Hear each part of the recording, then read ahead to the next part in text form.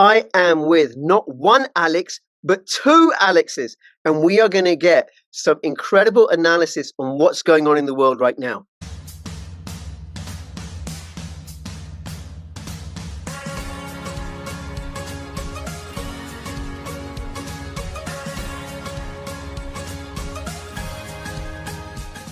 NordVPN is becoming more than just a VPN. Threat protection will guard your device against malicious websites, malware, trackers, and intrusive ads, even if you're not connected to a VPN server at the time. Step up your cybersecurity and stay safe. I invested £25,000. Today, that investment is worth £5 million. Say hello to our hero, the Hydrogen Energy Release Optimizer. Limitless power, zero emissions. Hi, this is an extract of a much longer video. If you want to watch the whole video, you can find it on ODYSEE, bit.ly/CryptoRichOdyssey. It will also show up on 3Speak and on Rumble, bit.ly/CryptoRichOdyssey, or bit.ly/CryptoRich3Speak, or bit.ly/CryptoRichRumble. Hi everybody, it's Crypto Rich, and I am with Alex Krainer and Alex Christoforou. This video has been a long time coming because you can't have too many Alexes, not of this caliber anyway. Now, before I introduce them, please subscribe, follow me on Twitter, CryptoRichYT, join my official Telegram announcements channel, and if you're watching this on YouTube, I may not post the whole thing on YouTube, so you got to come over to either 3Speak or ODYSEE, and the links are right above there.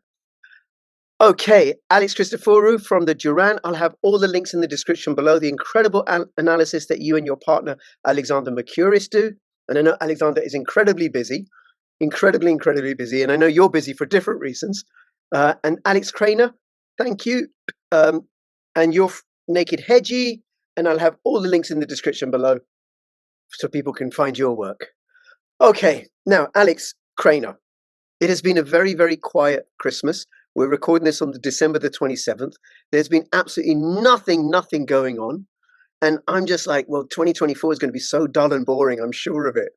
One gets lost in the news. It's become almost impossible to keep track of everything that's going on in the Red Sea, in Palestine, in Israel, in Serbia, in all the rest of Europe, in the United States, China, you name it. Everywhere it's cracking apart. I try to make sense of it by keeping it all in context. And I think that the broadest possible context that this can be analyzed under is that we are observing a clash between two systems of governance. We have the collapsing Western imperial colonial system of governance. And then we have the whole rest of humanity emerging in ways that they knew was coming. And so I think one of the most interesting zones in this respect is Europe, because Europe is stuck in an ossified system that has been replaced with a horribly misbegotten European Union, which now we see cracking apart. Saudi Prince MBS was a different person when he took power than he is today. The change in his inclination has been almost, what did Annalena Baerbock say? 360 degrees? These are the geniuses running Europe. It's been practically 360 degree about turn. Yes. No, the term sovereign, I think, is the key term, and Putin has said it in many statements. He has no time to waste in negotiating with EU leaders. No time to waste in negotiating with Ukraine, obviously, because Ukraine is not a sovereign state. This is according to many statements from high-level Russian officials, including Vladimir Putin. There's no reason to speak with Zelensky because Zelensky doesn't make the decisions. He now says this openly about the European Union leaders as well. There's no need to discuss anything with Germany or France or Italy or the EU Commission, Ursula von der Leyen or anybody, because they're not making decisions either. Look at Russiagate, the whole Trump Russiagate thing. I mean, That was the U.S. and the U.K. That was London. That was Oxford. I think it was Oxford or Cambridge. But I mean, that was the U.S. spies, the Halpers, teaching at a university in Oxford, and they were the ones that were entrapping Papadopoulos and Professor Mifsud, who was in London. And then all the information was laundered out of London back to the U.S. I mean, the whole thing was a ping pong psyop match between London and and DC, and it was all being done to bring down Trump. Yeah, exactly. And you know, another thing that's a telltale is the way the media treated this, because as the story developed, one after another of these names, Joseph Mifsud, Sir Richard Dearlove, and all of these Brits with ties to MI6 started to emerge. In the media, it would never be mentioned that they're British. Yeah, exactly. Christopher Steele. It's never mentioned, you know. And how can that be? There's got to be some fatwa there that says thou shalt not mention the Brits.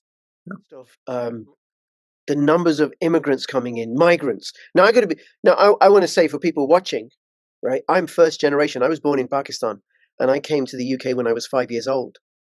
So I'm an immigrant, but you can't accuse me of being xenophobic or anti-immigration in any way. What I do know is that open borders didn't serve the Native Americans. They couldn't control who was coming in. Open borders didn't serve the Tasmanian Aborigines, who, when the British arrived, they hunted every single one of them down like they were animals and killed them. So I'm not in favor of open borders. I want European culture and traditions to be preserved because they're as valid and valuable as any other. There's one thing to invite people in because your economy is expanding. There's something else to let anybody come in willy-nilly without any checks whatsoever and then compete with local people for resources. Like what's happening in Ireland, because I do cover what's happening in Ireland. It's like 20% of the population in Ireland is migrant now, and a formerly homogenous nation.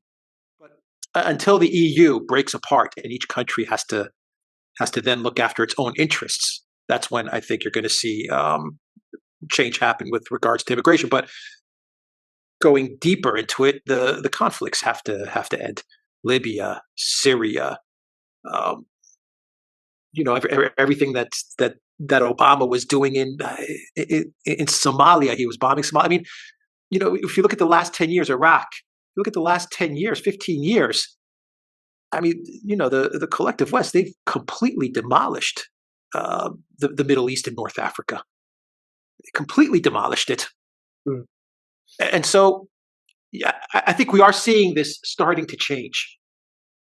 And we talked about Saudi Arabia, but we are seeing a Middle East, and we are starting to see a North Africa starting to feel confident in their own sovereignty, their own statehood, their own identity, their own cultures. You're starting to see that develop now. I think we're at a very, very early stage. Yeah, I'm easy to find on Twitter, on X. My handle is @NakedHedgie, and I have a Substack, Alex Krainer's Trend Compass. Yep, and I'll have those links in the description below. And Alex Christoforou?